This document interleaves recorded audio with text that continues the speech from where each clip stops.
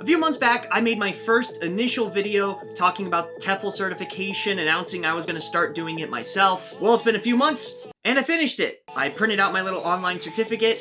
I do not plan to teach English abroad. I more or less did this to review it for you guys, but it's done. I have my own thoughts on the whole experience, on whether it was worth it, worth the money. Will it come in handy when I eventually do attempt to teach an English class at some point in the future? All of that, and probably a lot more than you guys ever asked me to talk about, I will be giving my opinions in this video right now.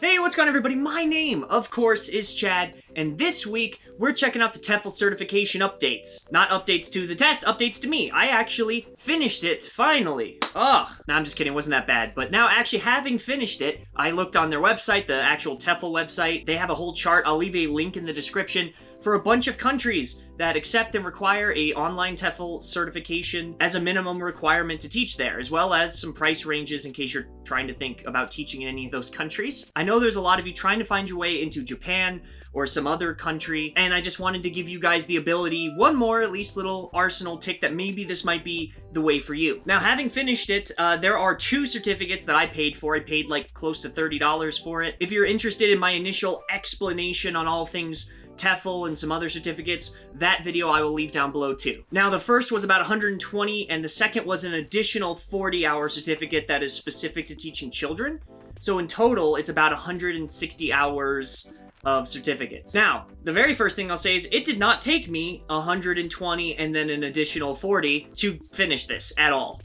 In fact, I finished it, I timed it out at like 80-ish hours for the initial 120-hour one, and that was, by the way, very leisurely pace, not in a rush, doing an hour a day every once in a while. I could skip days. Very leisurely. It took me about 2 months and probably close to 80 hours, including all the tests. Now, I would say if you're a native English speaker, probably 75 to 80% of everything that you learn is intuitive. Because look what we're doing. We're talking in English. There were some things, though, that were not intuitive to me, things that I didn't actually know were a part of English, but I remember very vividly. I have Japanese and various foreign friends that ask me for English help, and I'm always happy to if I know how, and they'll ask me something and I'll be like, huh, I didn't know that was a thing. And so this gave me the vocabulary to be able to explain what that thing is. To know that that thing exists is the very first step, and then to explain it was worth the $30 to me. Frankly, if I were to go out and buy a teaching textbook, something that taught me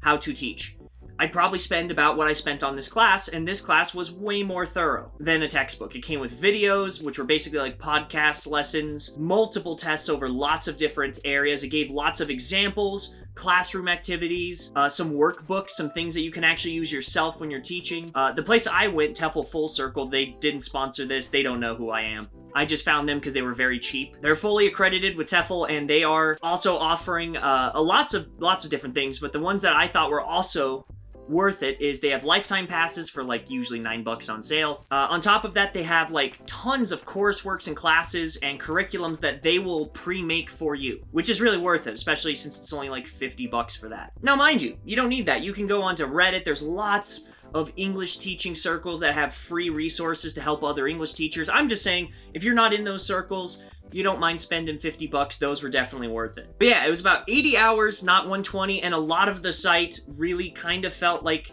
you know when you're in high school and you don't really care about a paper, so you're trying to hit the right word count? That's what it feels like. It feels like they reiterated, they said things over and over that they already taught, that they already brought up. And not in a good way. Like, sometimes repetition's really good for teaching, like building upon things. It almost just felt like they forgot that they already talked about that sometimes, and they were just writing things out over and over and over again, so that way it's like, I get it, I don't really need this again. But the stuff that they do teach, regardless of how repetitious it is, was actually pretty good info. It was either things I already knew and I was comfortable with, especially since in grad school I've taken a lot of teaching and educating courses, like how to teach youth and just general people as part of my degree. On top of that, I do this. My job is to educate and teach people 400 videos deep so far, and a lot of that's trial and error, but I have learned a lot through that. And so in both of those instances, I've learned how to teach somewhat, I think, appropriately. And this really was reinforcing the things that I learned, and I was like, oh, you know, I kind of learned that intuitively. It's cool that this is actually a teaching thing that is known in teaching circles. but also just learning things that aren't intuitive, going, oh, that's a good idea. Regardless of teaching English, there's lots of things about education, just teaching any topic, that was really worth it in these for me, especially for 30 bucks. Like if you're only paying $30, yeah, it's pretty worth it, honestly. I've actually thought about this a ton. I'm planning on going to Russia through January, and I wanted to see, maybe I can test out, maybe I can find a class of like 3 or 4 Russian people and see if they'll let me film a video teaching a class with these techniques and interviewing them after to see if, again, I have really no Russian ability, so it'd be cool outside of my normal Japanese context to be like, let's see if the things I learned from this class benefited these students enough that they were like, oh yeah, this would be worth, you know, X amount in a course for me. So I don't know if I'm going to do that video, but I think that might be fun to try. Now, moving on from the 120-hour certificate, which is normally about $20, I paid $30 because I also had a 40-hour teaching children section. That one I'm a little less hot on because it felt so much like reiteration of the past 120-hour course.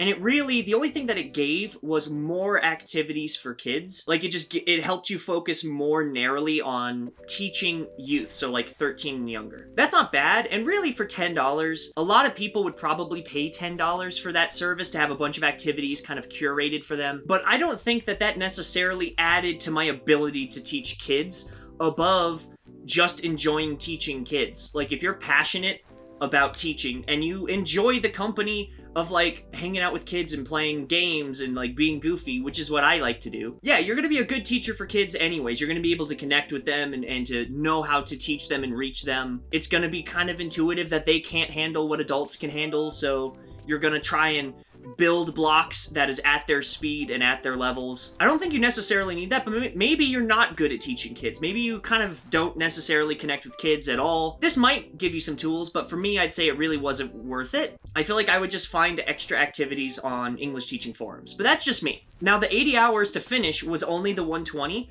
It took me probably an additional 8 to 10 hours to finish the 40-hour certificate. So really, you're looking at, by far, completely under 100 hours for both the 160-hour course. So, I think it's pushing it to say it's actually 120, but the difference is that they're not saying you have to study it in 120 hours. You could study it in a lot more than 120 hours. The point of the 120-hour certificate is that they say this is everything you need to know to meet the TEFL certificate requirements. And they think it takes about 120 hours. Maybe it does. I don't know. Maybe I'm a fast reader, or because I went to school and had some of these tools, it was a little bit less. I don't know. I'm not convinced. But for $30, during these crazy pandemic times that hopefully are ending soon, and you're already, you're not traveling, but maybe you're thinking of next year, the year after, trying to think about what you want to do with your life, spending 2 months very casually to get some of these certificates, so that way when you do go overseas, when you do start your life, it's really pretty worth it. Especially as a side hustle. If you're a spouse of someone that's working overseas and you just want to do something while you're there, maybe you're already over there for something, but you want kind of a side hustle that pays pretty well. I don't know, maybe you're just a student in a foreign country and you just want to make some extra money,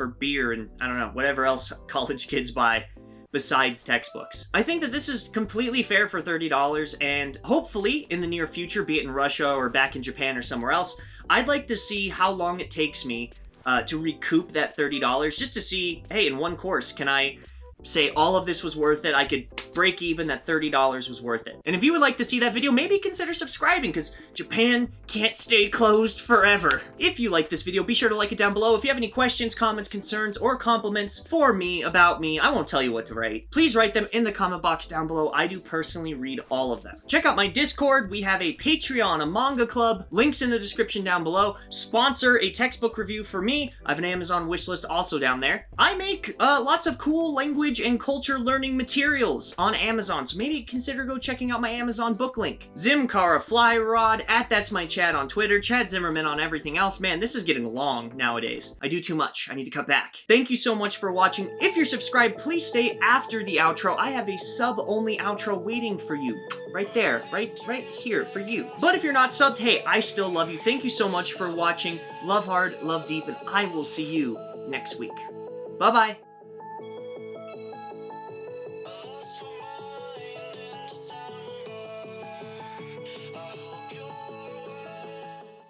Hey, thanks for staying after the outro. You must be subbed. I appreciate you so much. Normally, I announce things that are coming up, things that I'm working on. Maybe I show you a cool little behind-the-scene things about the studio. Right now the studio's a mess because it was finals week in school and I just didn't have time to clean anything, so I'm not doing that. And because it was finals week, I don't really have an update on plans. So I'm gonna talk about you. Look how handsome or beautiful you are. They are. Wow, man, handsome mustache hair. You look strong. Thank you so much for staying after. I'm sorry I have thoroughly disappointed you. But next week, I should have updates on the charity live stream. I think we're actually going to do it between Thanksgiving and Christmas now. But other than that, I don't have any updates. So I guess thank you so much for being subbed. We're almost at 20,000 at the time of posting this, so it would mean a lot to me. Yeah, that you stick around because I really want that screenshot. So love hard, love deep, and I will see you next week. Bye-bye.